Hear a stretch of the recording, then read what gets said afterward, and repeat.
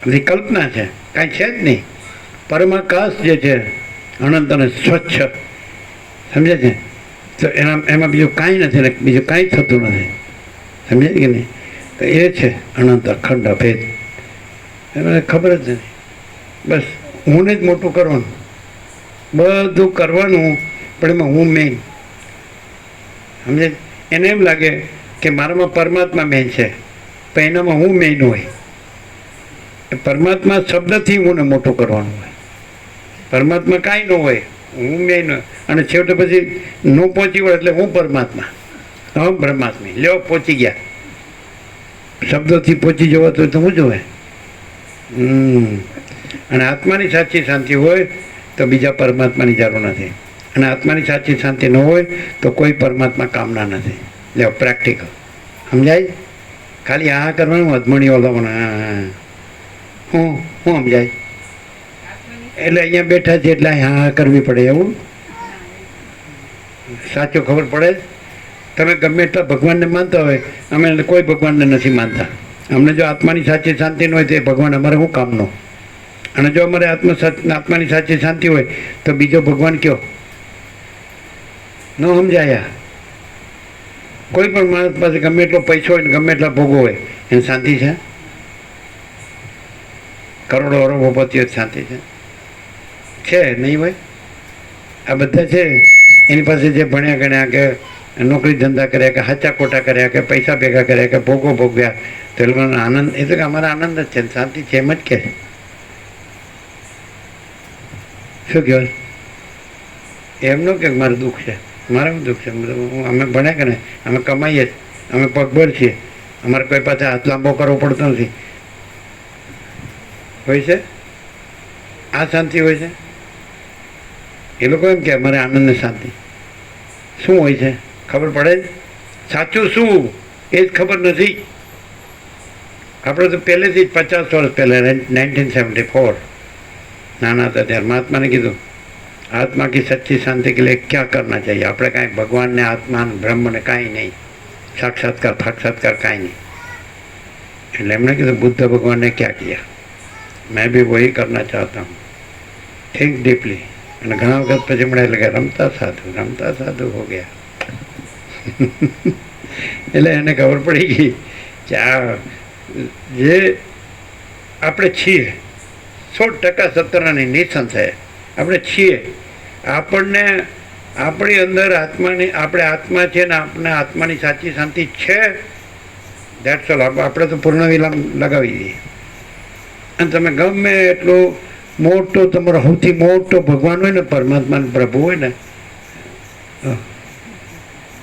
કરો. કરતા હું છો? હું કરતા હો છો? અમે એવું કાંઈ કર્યું નથી. અમારે નો કોઈ તમારું બ્રહ્મ કે ચિદાકાશ કે પરબ્રહ્મ કે પરમાત્મા કે ભગવાન કે પ્રભુ એનું કાંઈ નહીં. અને આ તમારું પૈસાને ભોગ હોય એનું કાંઈ નહીં. આપણે અલખ નિરંજન ડાયરેક્ટ નો મીડિયા 0 નો કોમ્પ્રોમાઇઝ. આ સમજાય નહીં એવું છો? આટલા બધા મહાન જ્ઞાનીઓ થઈ ગયા, યોગીઓ થઈ ગયા, ભક્તો થઈ ગયા, આટલા બધા એમણે ભગવાનના સ્વરૂપોને અનુભવ્યા, એના શબ્દો નામ પાડ્યા, અને બધા ભજન કર્યા અને સાક્ષાત્કાર કર્યા. સર તમારામાં એ તો કંઈ આવતું જ નથી. તો અમે એમ કે આખી દુનિયામાં અમારે જેવું નાસ્તિક તમને નહીં મળે. બોલો જીતુ, વાત તો સાચી જ છે ને, હકીકત.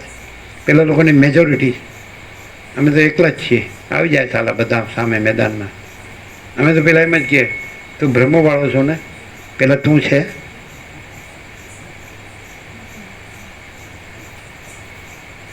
લ્યો પતી ગયું. તો પછી બ્રહ્મ એટલે હું? તું જ નથી, પછી બ્રહ્મ એટલે હું? તારા હું ને તારે મોટો કરવા તે કંઈક મોટું તત્વ કલ્પ્યું અને એનો મોટો શબ્દ બનાવ્યો અને તારા હું સાથે જોડી દીધો, એટલે તું એ મોટું તત્વ થઈ ગયો. હા, તારા બાપનું રાજ હશે. નહીં સમજાયો? આ બધું ઊંધું લાગશે. કેવી રીતે? અહીંયા એક જેને આમ કોઈ અભાવ અને કોઈ ઈચ્છા હોય સિદ્ધ કરો જે માગે આપી દઈએ. અને કોઈ પણ બ્રહ્મવાળો હોય ગમે એવો મોટો અને અભાવ મટ્યો હોય ને ઈચ્છા પૂરી થઈ હોય તો બતાડો, તો જે માગો આપી દઈએ. નહીં સમજાય હો, નહીં સમજાય. આ પોપાભાઈનું રાજ નથી. હા, શું સમજાય કયો? આ પરમ તત્વ સ્વયં છે ને, એમાં આત્માની સાચી શાંતિ એ જ મુખ્ય છે ને, એ જ છે, બીજું નથી. અને બીજો જે હોય કોઈ પણ તો કે બ્રહ્મ કહેવાનું, તો એ બ્રહ્મ કહેનારો અહંકારનો ભ્રમ છે. એટલે બ્રહ્મ જેવી એ જે બ્રહ્મ કહે છે એવું કંઈ છે જ નહીં. અને આત્માની સાચી શાંતિ સ્વયં છે. તો સ્વયં આત્માની સાચી શાંતિને બીજા કોઈ પરબ્રહ્મ કે બ્રહ્મ કે મોટો ભગવાન કે એવા કોઈની અપેક્ષા નથી. અને જેને અપેક્ષા છે અથવા તો સંસારમાં જે પોતાને બ્રહ્મનિષ્ઠ કે સૌથી મોટું ગણાવતા હોય એ લોકોને અભાવો મળતો નથી, ઈચ્છા પૂરી થતી નથી. એ ખરેખર ભ્રાંતિ જ છે. અને આ સ્વયં તત્વ પોતે પ્રકાશ. કેટલું બાકી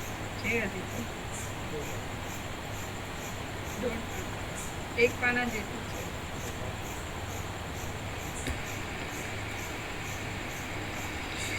હે ભગવાન, હવે મને આપ કહેશો કે ઇન્દ્રજાળ જેવું આ જગત શા કારણથી ઉત્પન્ન થાય છે, શા કારણથી વધે છે અને શા કારણથી પાછું નાશ પામે છે? જગતમાં જન્મ, જરા, મરણ, સંપત્તિ અને વિપત્તિ આદિ અનેક અનર્થો વારંવાર પ્રકટ થાય છે, તિરોહિત થઈ જાય છે અને વળી પાછા વધે છે. જુઓ, પવન જેમ પહાડ ઉપરના વૃક્ષોને ઢીલા કરી નાખે છે, તેમ આ સર્વ તુચ્છ ભોગોએ અમને જર્જરિત કરી નાખ્યા છે. જેમ પોલાવાસ પવનથી બોલ્યા કરે છે, તેમ મનુષ્યો પ્રાણ નામના વાયુઓથી બોલ્યા કરે છે.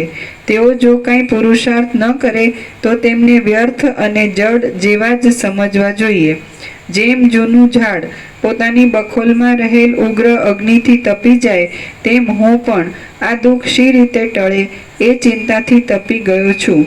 જો કે મારું હૃદય સંસારના દુઃખોરૂપી પથરાઓથી પૂરાઈ ગયું છે, તો પણ મારા સ્વજનો મારે માટે રોશે એવી બીકને લીધે હું આંસુ પાડીને રોતો નથી. હું આંસુ પાડ્યા વગર અંદરને અંદર રોયા કરું છું. તે છતાં સ્વજનોને ખેદ ન થાય એટલા માટે ઉપરથી કોઈ સમયે મુખ મલકાવું છું તથા બોલું ચાલું છું. આમ છતાં મારી તે હસવા તથા બોલવા આદિ વૃત્તિઓ કેવી રસ રહિત છે તે વાતને કેવળ મારા હૃદયમાં રહેલો વિવેક જ જાણે છે. જેમ ધનવાન માણસ ધન જતું રહ્યા પછી દરિદ્રતા આવે ત્યારે આગલી દશાને સંભાળીને બહુ જ મૂંઝાયા કરે છે, તેમ હું પણ પરમાનંદમાંથી ખસીને આ સંસારની ખટપટમાં આવી પડ્યો છું. માટે આગલી દશા સંભાળીને બહુ જ મૂંઝાયા કરું છું. આ રાજ્ય સંબંધી સંપત્તિઓ એટલે હું પરમાનંદ સ્વરૂપ છું એ પાકી ખબર છે. અને એને સંભાળીને એટલે મારી આગલી દશા એટલે મારું સાચું સ્વરૂપ સંભાળીને હું આમાં ક્યાં આવ્યો, આ કાંઈ નથી એમાં, એનું મને દુઃખ છે. હું જ પરમાનંદ સ્વરૂપ છું એટલે દુઃખ છે જ નહીં. પણ હું પરમાનંદ સ્વરૂપમાંથી ખસીને પછી કાંઈ નથી એમાં ક્યાંથી આવ્યો? આ ખોટા બ્રહ્મા મનના ને કલ્પનાના ને હુંના ને જગતના ને આ રાજ્યભોગ લક્ષ્મીના ને જન્મ મરણના ને સુખ દુઃખના આમાં ક્યાં આવ્યો? એટલે મારા મૂળ સ્વરૂપને સંભાળી તો ખબર છે કે હું પરમાનંદ સ્વરૂપ છું. ખબર છે કે મારામાં કોઈ દુઃખ નથી. પણ આ દુઃખવાળું છે એ મને કેમ દેખાણું? મારા પરમાનંદ સ્વરૂપમાં તો કાંઈ નથી. બોલો ભાઈ, આ ક્યાંથી આવ્યું બતાવો તમે, એમ કે છે. છે જ સ્વરૂપ જ્ઞાન છે જ.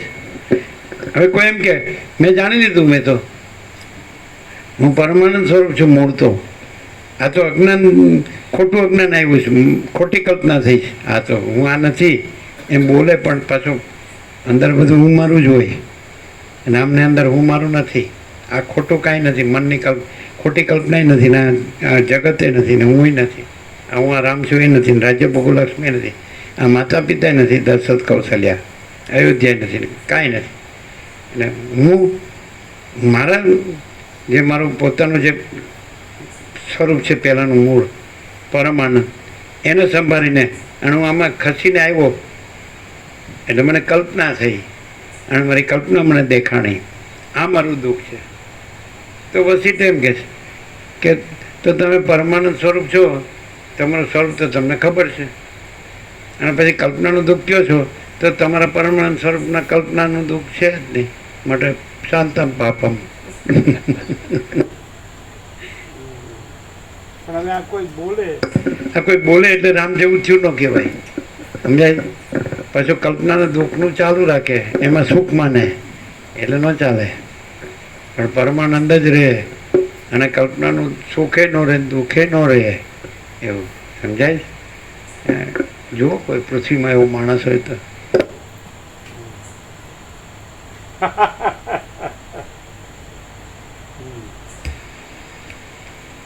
અંદર કેવું ફૂલ લાઈટ આવી જ જાય છે, એવું નથી કે ખાલી એવું નથી ખાલી વિવેક વૈરાગ્ય છે, ફૂલ લાઈટ આવી જાય છે.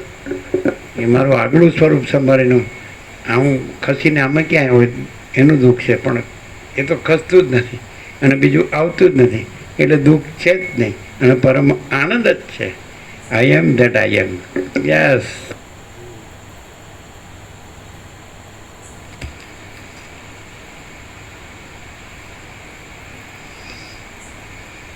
જેમ ધનવાન માણસ રામ ખાલી બોલતા જ નથી, એ પરમાનંદ રહ્યા જ છે અને બીજા બધું બોલે જ છે, પણ પરમ દુઃખી રહ્યા છે.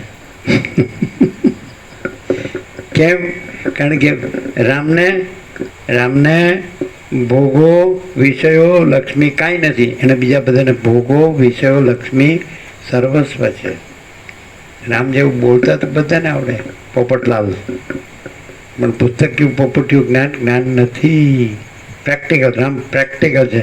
એવો અમારો સંપૂર્ણ સ્વાનુભવ છે. આપણો 38મો રાઉન્ડ છે. આપણે અખંડ છીએ.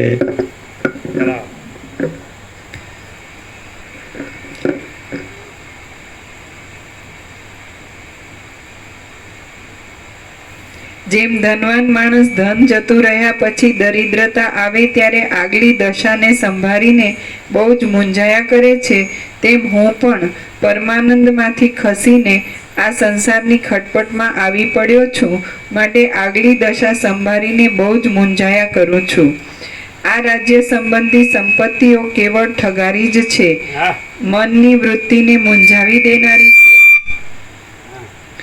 ગુણોના સમૂહને તોડનારી છે અને દુઃખના સમૂહને આપનારી છે. દરિદ્રતા આદિ ઉગ્ર વિપત્તિઓથી પીડાયેલા મનુષ્યને જેમ ઘણા છોકરા જણનારી સ્ત્રીઓવાળા ઘરો આનંદ આપતા નથી, તેમ અનેક ચિંતાઓ રૂપી ચકરીઓ ઉત્પન્ન કરનારા આ ધનો પણ મને આનંદ આપતા નથી. હે મુનિ, જેમ સાંકળોથી બંધાયેલા જંગલી હાથીને વિશાળ અને ભાંગી જાય એવા કાષ્ટાદિથી ઢાંકેલા ખાડામાં પડવાને લીધે અનેક પ્રકારના દુઃખો તથા દુર્દશાઓ વેઠવા પડે છે અને તેનો વિચાર કરતાં તેને મનમાં સુખ વળતું નથી, તેમ મને પણ વિશાળ અને ક્ષણભંગુર એવા દેહાદિકમાં પડવાના લીધે અનેક પ્રકારના દુઃખ તથા દુર્દશાઓ વેઠવા પડે છે અને તેના વિચાર કરતાં મને મનમાં સુખ વળતું નથી. આ અજ્ઞાનરૂપી રાત્રિમાં લોકોના વિચારરૂપી નેત્રોની શક્તિ અપાર મોહરૂપી ભારે ઝાકળથી બંધ પડી ગઈ છે. તેમાં ભારે પહોંચેલા અને ખલ એવા સેંકડો વિષયોરૂપી ચોરો સર્વદા ચારે બાજુથી વિવેકરૂપી મુખ્ય રત્નનું જ હરણ કરવામાં લાગી રહ્યા છે. તત્વવેત્તાઓ વિના બીજા કયા સુભટો તેમને યુદ્ધ કરીને મારવામાં સમર્થ છે? કૌંસમાં તત્વવેત્તાઓ વિના બીજા કયા સુભટો તેમને યુદ્ધ કરીને મારવામાં સમર્થ છે? કૌંસમાં કોઈ પણ નથી, કારણ કે મોહરૂપી અંધારાનો નાશ કર્યા વિના તેમનો વધ થવાનો સંભવ નથી. કૌંસ પૂરો. શ્રી યોગ વાસિષ્ઠ મહારામાયણમાં વૈરાગ્ય પ્રકરણનો પ્રથમ પરિતાપ નામનો સર્ગ 12મો સમાપ્ત. ઓમ ઓમ. બધાને પ્રસાદ આપી દે. અમદાવાદ વાળા ક્યારે પૂરું કરશે? એવું છે રામા પ્રભુ?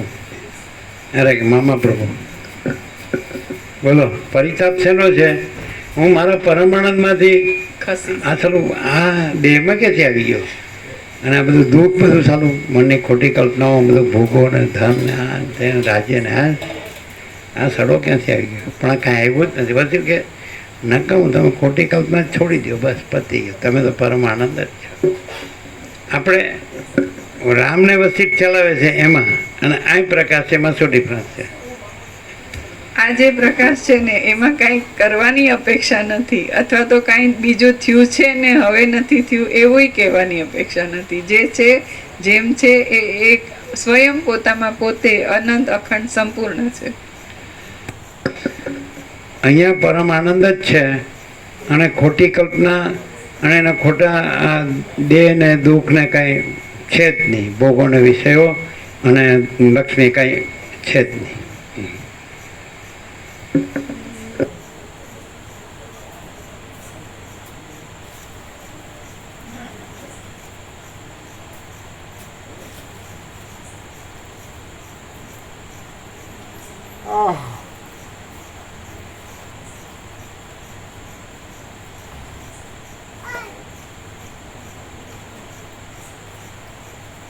શું ચાલે પ્રકાશ સાથે વ્યવસ્થિત પ્રકાશ અને આ પ્રકાશ આમ સાથે ચાલે આનંદ મજા આવે એવું થાય કે એનો શબ્દ આવે એટલે પ્રકાશ એને શાંત બસ.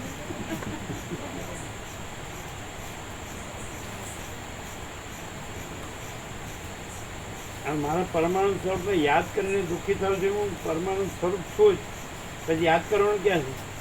જે સ્વરૂપ હું પરમાણુ સ્વરૂપને યાદ કરીને દુઃખી થાવ છું પણ પરમાણુ સ્વરૂપ છું જ પછી એમાં બીજી ખોટી કલ્પના મન કે એનું બધું હું જન્મ્યો છું દેહ ને પછી આમ એ બધું દુઃખ ને કાંઈ પછી ક્યાં આવે છે પછી ક્યાં થયા? પરમાણુ સ્વરૂપ છે પછી એમાં બીજું આવતું જ નથી. કેવો ડિફરન્સ આ પ્રકાશ અને આમાં એમ કે લોકોને એની કક્ષાથી કઈ રીતે એ પાછું જાણે કે પોતે પરમાણુ સ્વરૂપ છે અને આ બધી જફા પોતે નથી આ દેહની એમાં આવ્યો નથી એ કાંઈ થયું નથી એમ કોઈ રીતે સમજે જ એમ. આ બધા મહાત્મા બિચારો દયાળુ છે ને આપણામાં દયા નથી કે ભાઈ તું પરમાણુ સ્વરૂપ જ છે પછી બીજું ક્યાં આવે છે? ના પણ હું પૈસાથી સુખી થાઉં, ભોગોથી સુખી થાઉં, વિષયોથી સુખી થાઉં એટલે જેનાથી હું દુઃખી થાઉં એનાથી પાછું સુખી થાઉં.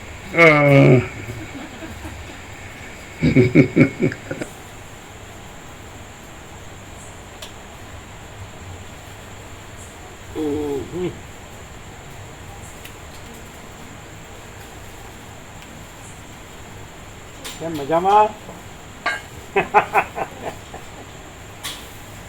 ડોલર આવી ગયા ને કેનેડાના ડોલર.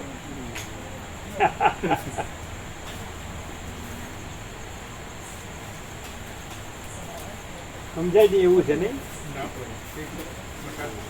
આપણે જે છીએ બરાબર છે. ભણ્યા ગણ્યા પરણ્યા છોકરા થયા, છોકરાના છોકરા થયા, મકાનો થયા, ધંધા થયા, નોકરી થઈ, પૈસા થયા. ચાલો આપણે શું આપણે ખોટ છે બધું શું દુઃખ છે? મારા બેટા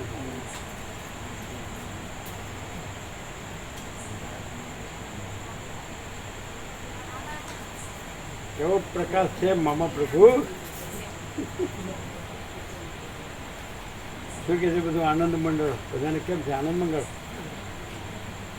બધાના ફૂલ પ્રકાશ છે.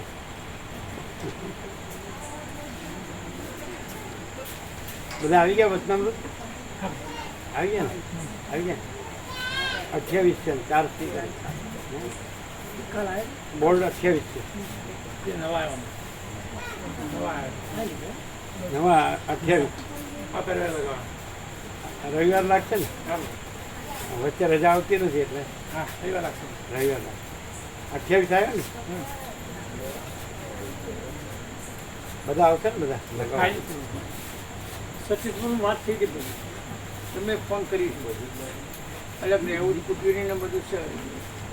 કુટીર બી એવું છે તો અંદર સર કે મેં વાત કરીશું, ફોન કરીશું અદ્વૈતાને સચિત બાબુની વાત છે. એને કહેવાનું છે એવું કે અમે ફોન કરીને કહીશું.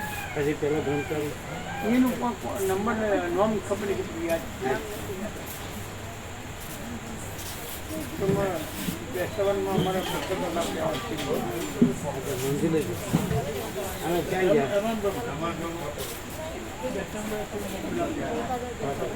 બરાબર. કેવો પ્રકાશ છે? હા, અને પ્રસાદ આપ્યો. અરે વાહ, જય પ્રભુ.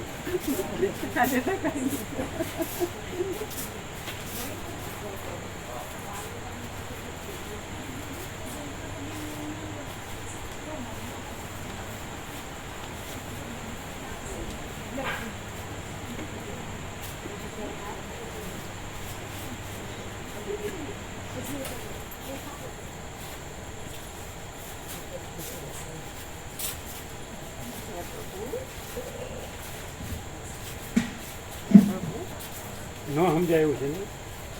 જય પ્રભુ.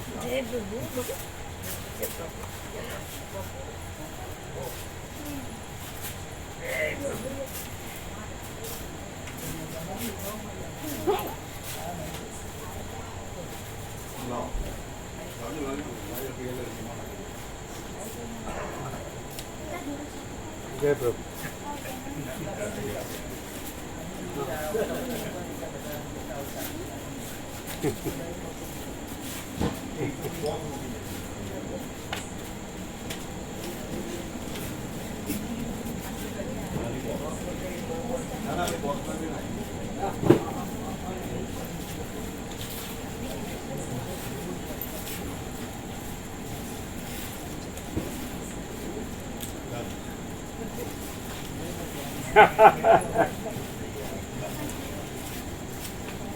ડૂચા નીકળી ગયા, ડૂચા.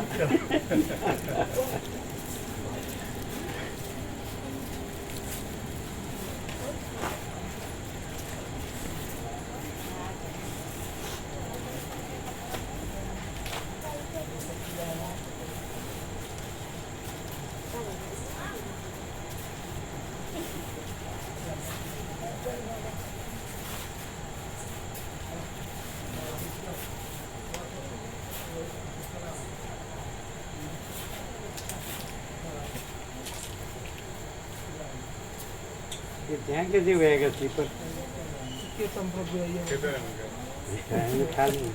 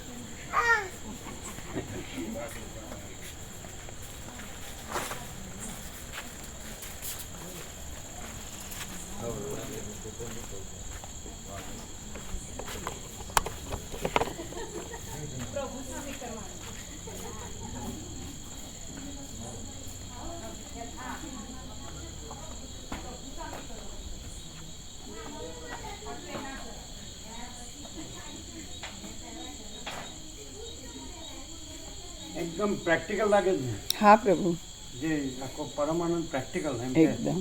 આમ હવે એમ કે ફિલોસોફી તત્વબોધ જેવું નથી લાગતું. ના. અને ખરેખર આપણે એમ કે પોતે પરમાનંદ છે જ એમ. હા. એટલે બીજું કંઈ કલ્પના કોઈ આવી છે ને દુઃખ આવ્યું છે ને એટલે કેમ આવ્યું છે ને એવો પ્રશ્ન ના. નથી. પરમાનંદ જ છે. એવું છે? હા, એકદમ. તત્વબોધ જેવું નહીં. ના. ખ્યાલ આવે? હા. ખોટી કલ્પના રાખીને કાંઈ અર્થ નથી. ના